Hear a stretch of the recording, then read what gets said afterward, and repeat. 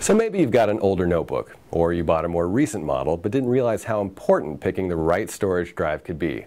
It's not just about how fast some of your applications run, it's also about how quickly they load. It's about how long you spend waiting and waiting for Windows every time you boot.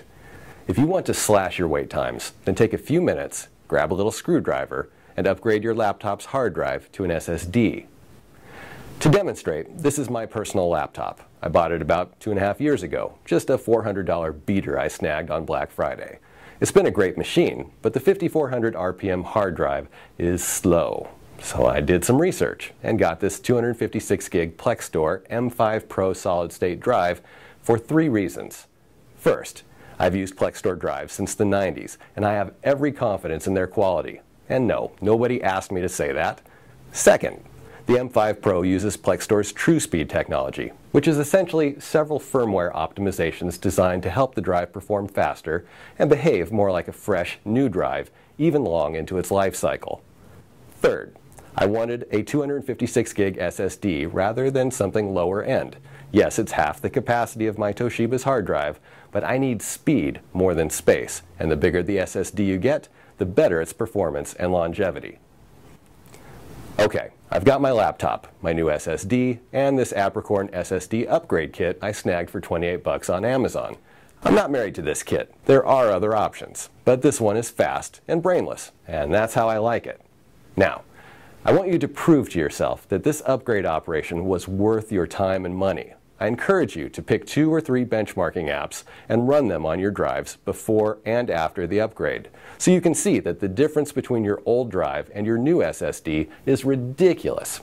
After the video, I'll link you to an article on the tests I ran and how to use them.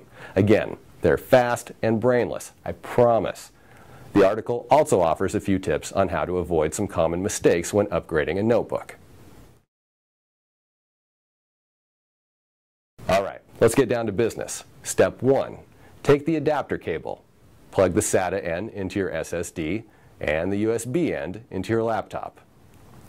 Turn the laptop on, go into Windows, and let the system load the drivers for the upgrade device. Now pop in the software CD and run the cloning program. I click the big yellow button, pick my old hard drive as the source, click another big yellow button, pick my SSD on the USB channel, click another big yellow button, and another, and another. You may see a pattern here.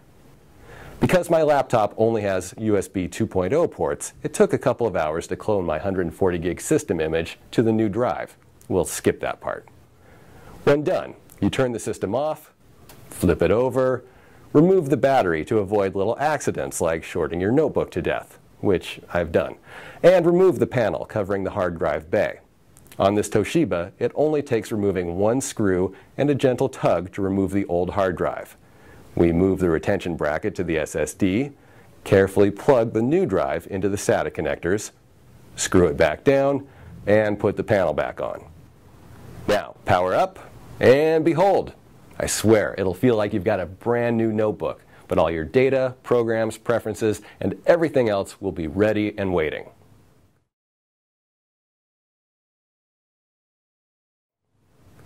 Is upgrading worth it?